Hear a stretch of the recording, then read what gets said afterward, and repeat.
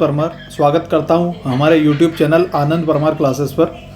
आधुनिक भारत की श्रृंखला में मैं आप लोगों को यूरोपीय कंपनियों का आगमन, कर्नाटक युद्ध पढ़ा चुका हूं, उसके बाद आंग्ल सिख युद्ध पढ़ा चुका हूं, आंग्ल मराठा युद्ध पढ़ा चुका हूं, स्वतंत्र हुए राज्य बंगाल बिहार वगैरह सब पढ़ा चुका हूं आप लोगों में। इसके बाद अपना जो लेक्चर है बेटा ये है ब्रिटिश कालीन अर्थव्यवस्था का।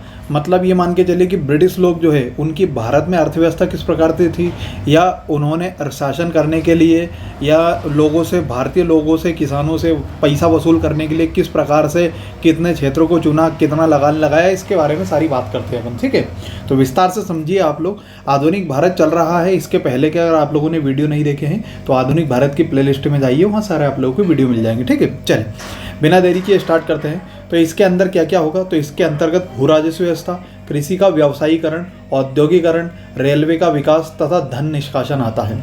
देखो समझो आगे क्या क्या है। तो सबसे पहले अपन पढ़ते हैं भू राजस्व व्यवस्था। तो भू राजस्व व्यवस्था में 3 प्रकार की व्यवस्था आती है। अब ये कौन कौन सी व्यवस्था है इनके बारे में हम विस्तार से जानते हैं। देखो सबसे पहले थी स्थायी बंदोबस्त व्यवस्था। स्थायी बंदोबस्त क्या थी, तो यह व्यवस्था लॉर्ड कॉर्नवालिस ने प्रारंभ करी थी। वेरी वेरी इंपॉर्टेंट, सबसे पहले तो यही पूछा जाता है कि स्थायी बंदोबस्त व्यवस्था किसके द्वारा स्टार्ट की गई थी, तो कॉर्नवालिस। इसके तहत 1790 में 10 वर्षों के लिए लाया गया था। इसको पहले कितने वर्षों के लिए लाया गया था, 10 वर्षों के लिए लिया गया था, परंतु 1793 में इसे स्थायी कर दिया गया। यह ब्रिटिश भारत के कुल भाग का कितने प्रतिशत पर थी, 19% भाग पर थी। मतलब जितना भी भारत में ब्रिटिश साम्राज्य हुआ करता था उसके 19% भाग पर जो व्यवस्था फैली हुई थी वो स्थायी बंदोबस्त व्यवस्था थी। इसका क्षेत्र जो है वो बंगाल, बिहार, उड़ीसा, उत्तर प्रदेश का बनारस डिवीजन तथा उत्तरी कर्नाटक में था। ठीक है, तो ये थी आप लोगों की स्थायी बंदोबस्त व्यवस्था। इसके बारे में और जानते हैं आगे। तो इसमें जमींदार को लगान वसूलने का अधिकार दिया गया। मतलब गांव में जो जमींदार हुआ करते थे उनसे बोला कि भैया आप लगान वसूलो और हमको वापस दे दो, अंग्रेजों ने बोला था। इस व्यवस्था के तहत 1794 ईस्वी में एक सूर्यास्त कानून पारित किया गया। अब यह सूर्यास्त कानून क्या था, ऐसा था कि निश्चित तिथि की शाम तक अगर जमींदार द्वारा भू राजस्व अदा नहीं करने पर उसकी जिम्मेदारी जो है वो मतलब उसकी जो जमीन है वो क्या कर देती थी, नीलाम कर दी जाती थी। क्लियर है इतनी बातें, यही बात समझो। अगर कोई किसान जो है अगर मान के चलो वो पैसा नहीं देता था कि भैया आप 20 तारीख को पैसा दूंगा, और 20 तारीख की शाम तक अगर पैसा नहीं देता था तो उसकी जमीन की नीलामी कर दी जाती थी। क्लियर है, तो ये थी व्यवस्था, इसमें सूर्यास्त कानून ये हुआ करता था। ठीक, क्लियर है इतनी बातें, याद रखना। यहाँ से कुछ इंपॉर्टेंट क्वेश्चन है। सबसे पहला तो ये कि स्थायी बंदोबस्त व्यवस्था किसने चालू करी, लॉर्ड कॉर्नवालिस ने। उसके बाद कब प्रारंभ की गई, तो 1790 में। इसको स्थायी कब करा, तो 1993 में। ये कितने प्रतिशत पर थी, 19 पे। तो बंगाल, बिहार, उड़ीसा, उत्तर प्रदेश के बनारस डिवीजन और उत्तरी कर्नाटक में। ठीक है, यही बात समझ में। अगली है रैयतवाड़ी व्यवस्था। ठीक है, रैयतवाड़ी व्यवस्था कौन लेके आया, तो 1792 ईस्वी में मद्रास के बारामहल जिले में रासे रैयतवाड़ी और रासे रीड, तो कर्नल रीड द्वारा लाई गई थी। क्लियर है इतनी बातें। ठीक, तो भैया 1792 में मद्रास के बारामहल जिले में कर्नल रीड द्वारा, और इसे ही 1820 में मद्रास में सर टॉमस मुनरो द्वारा, और 1825 में बम्बई में एल्फिंस्टन द्वारा लागू किया गया था। तो 3 जगह अलग अलग जगह पर अलग अलग लोगों ने लागू करी। तो 1792 ईस्वी में मद्रास के बारामहल जिले में कर्नल रीड ने, 1820 ईस्वी में मद्रास में टॉमस मुनरो ने। तो देखो माँ से मद्रास और माँ से मुनरो। फिर 1825 में बम्बई में एल्फिंस्टन द्वारा लागू किया गया था। इसका विस्तार जो है उसका था बंगाल, बिहार, उड़ीसा, है ना, और उसके बाद उत्तर प्रदेश के बनारस डिवीजन, और उसके बाद कर्नाटक में। इसका था बेटा मद्रास, मुंबई, पूर्वी बंगाल तथा असम में था। जो ब्रिटिश के कुल राजस्व का ये 19 नहीं है, यह है 51% है ना, तो 51% पर था। क्लियर है इतनी बातें।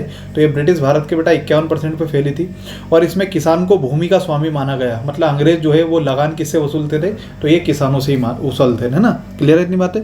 ठीक, चल याद रखना ये 51% पर थी। कर्नल रीड ने जो है वो कहाँ पर, तो कर्नल रीड ने बारामहल जिले में। उसके बाद 1820 ईस्वी में मद्रास में टॉमस मुनरो द्वारा, और 1825 में बम्बई में एल्फिंस्टन द्वारा। क्लियर है, चलो अगला है महालवाड़ी व्यवस्था। तो देखो महालवाड़ी क्या है, तो माँ से महालवाड़ी और बाँ से मैकेंजी। तो इसे 1822 ईस्वी में पंजाब में हॉल्ट मैकेंजी ने लागू किया गया था। और इसका विस्तार जो है उत्तर प्रदेश, मध्य प्रांत, पंजाब प्रांत में था। जो ब्रिटिश भारत के कुल राजस्व का कितना थी, 19%। तो देखो वो थी कितना, 51। यही बात समझो। इसके पहली रैयतवाड़ी स्थायी बंदोबस्त कितनी थी, 19, और उसके बाद ये थी बेटा 30। तो 9 और 1 कितना, 10, 5 3 8, 8 9, 5 3 8, 8 और 1 9, 9 और 1 कितना 10, ये होगा 100%। ठीक है, तो ब्रिटिश भारत के कुल राजस्व का या कुल भूभाग का 51% जो थी बेटा वो रैयतवाड़ी थी, 19% स्थायी बंदोबस्त और 30% कौन सी थी, महालवाड़ी। इतनी बात समझ में आ रही, ठीक। और ये उत्तर प्रदेश, मध्य प्रांत और पंजाब प्रांतों में फैली हुई थी। इसमें लगान जो है वो पंचायत के मुखिया द्वारा वसूल किया जाता था, अर्थात महाल द्वारा लिया जाता था। क्लियर इतनी बात है, महाल मतलब पंचायत का मुखिया। ठीक है, क्लियर इतनी बात है। तो इसलिए बेटा इसका नाम महालवाड़ी पड़ा था व्यवस्था। ठीक, और कौन लेके आया, तो होल्ट मैकेंजी लेके आया था। अगला देखो, कृषि का व्यवसायीकरण, मतलब भैया कृषि को एक क्या बना दिया इन लोगों ने, व्यवसाय बना दिया। ठीक है, कृषि किसी नहीं रही बल्कि एक व्यवसाय बन गया। इसके से देख बात सुन, अंग्रेजों ने भारतीयों से परंपरागत फसल के बदले नील, अफीम, चाय, कॉफ़ी, जूट, गन्ना आदि की खेती करवाई तथा उचित फसल ना होने पर उनका शोषण करने लगे, उनको मारने पीटने लगे, अधिक जो है उनसे कर वसूलने लगे कि भैया आपने बोला था कि 20 क्विंटल जो है वो चाय उगा के दोगे, कॉफ़ी उगा के दोगे, पर नहीं हुई तो उन पर अत्याचार करने लगे। 1773 ईस्वी में वॉरेन हेस्टिंग ने अफीम की खेती को कंपनी के अधिकार में ले लिया। क्लियर है, मतलब कि भैया जो भारत के लोग अफीम की खेती करेंगे वो कंपनी के अधिकार में करेंगे और कंपनी उनसे खेती करवाएगी और जो है जितना भी पैसा लगेगा वो हम देंगे। ठीक है, अफीम का जो मुख्य निर्यातक था वो किसको किया गया, चीन था।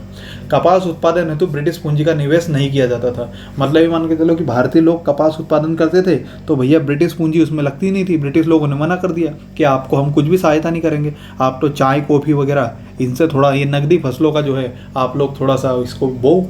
और अफीम का निर्यात जो है वो किसको होता था, चीन को हुआ करता था। ठीक है, आगे बात करते हैं। एक है विऔद्योगीकरण। विऔद्योगीकरण मतलब क्या होता है बेटा, तो मतलब उद्योगों को नए रूप में जो है मान के चलो तैयार करना। ठीक है, तो इसका विचार सर्वप्रथम दादा भाई नौरोजी ने दिया।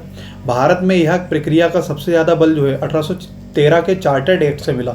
वेरी वेरी इंपॉर्टेंट, और ये परीक्षा में पूछा जा चुका है कि विऔद्योगीकरण किस चार्टर्ड एक्ट में मिलता है, तो 1813 में मिलता है। विऔद्योगीकरण के दुष्परिणाम स्वरूप भारत में ग्रामीण हस्तकला का पतन हो गया। कार्ल मार्क्स ने ब्रिटिश आर्थिक नीति को घिनौना कहा है। इसमें एक ददनी प्रथा थी, ये दाहिनी नहीं है, ददनी प्रथा। ददनी प्रथा क्या थी, तो मतलब ऐसा करता था कि जैसे मैं अगर जैसे मान के चलो कि मैं अगर जमींदार हूँ और मैंने बोल दिया कि या मैं अंग्रेज़ हूँ और मैंने बोल दिया किसानों से कि भैया मुझे जो है एक काम करना, तुम लोग 100 जो है खिलौने बना के देना और 100 खिलौने मेरे को 1 महीने में बना के देना है आपको, है ना। 1 महीने में 100 खिलौने आपको कैसे भी बना के देना है, और मैंने आप लोगों को 100 खिलौने के बेटा मान के चलो 10,000 रुपये दे दिए। तो पहले से मैं आप लोगों से 10,000 रुपये ले लेता हूँ, दे देता हूँ आप लोगों को, और आप लोगों से बोल देता हूँ कि भैया आप लोगों को 1 महीने में कितने खिलौने बनाना है, 100 खिलौने। अगर 100 नहीं बनते थे तो बेटा किसानों का अंगूठा काट लिया जाता था। क्लियर है, तो इसको ददनी प्रथा बोलते थे, मतलब पहले से ही पैसा दिया जाता था। ठीक है, किसी भी काम के लिए उसको ददनी प्रथा कहते थे। आगे देखो, एक है रेलवे का विकास।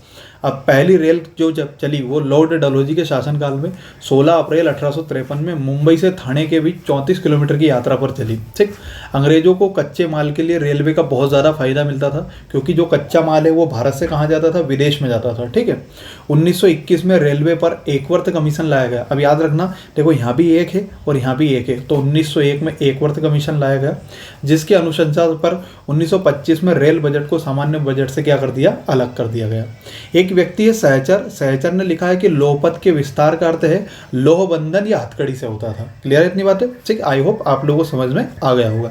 मैंने आपको रेलवे का विकास बता दिया है, विऔद्योगीकरण बता दिया है, और उसके बाद मैंने आप लोगों को बता दिया है बेटा रैयतवाड़ी व्यवस्था, उसके बाद आप लोगों को मैंने बता दिया है स्थायी बंदोबस्त व्यवस्था और एक महालवाड़ी व्यवस्था। ठीक है, ठीक। चल आगे, एक है धन निष्कासन। धन निष्कासन मतलब बाहर निकालना धन को। ठीक है, तो इसका अर्थ उन भुगतान से है जो ब्रिटिश द्वारा ब्रिटेन को बिना किसी प्रतिफल के दिया गया। ठीक है, तो इसका अर्थ उस भुगतान से जो भारत द्वारा ब्रिटेन को बिना किसी प्रतिफल के दिया गया। मतलब इसका मतलब क्या है कि भैया भारतीयों ने अंग्रेजों से कुछ भी नहीं लिया कि आप एक काम करो, हमारे भारत देश में आप एक काम करो, व्यापार करो, और इसके बदले हम आपसे एक भी पैसा नहीं ले रहे। तो इसको बोलते हैं धन निष्कासन का सिद्धांत। ठीक है, उसके बाद धन निष्कासन का सिद्धांत सर्वप्रथम जो है दादा भाई नौरोजी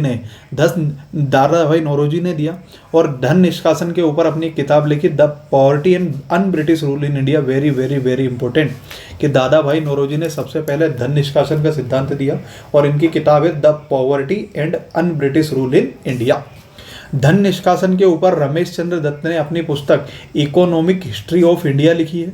महादेव गोविंद रानडे ने अपनी पुस्तक एसे ऑन इंडियन इकोनॉमी लिखी। तो महादेव गोविंद रानडे की किताब कौन सी है, तो essay on Indian economy. Ramesh Chandra Dutt की अपनी किताब कौन सी है, इकोनॉमिक हिस्ट्री ऑफ इंडिया।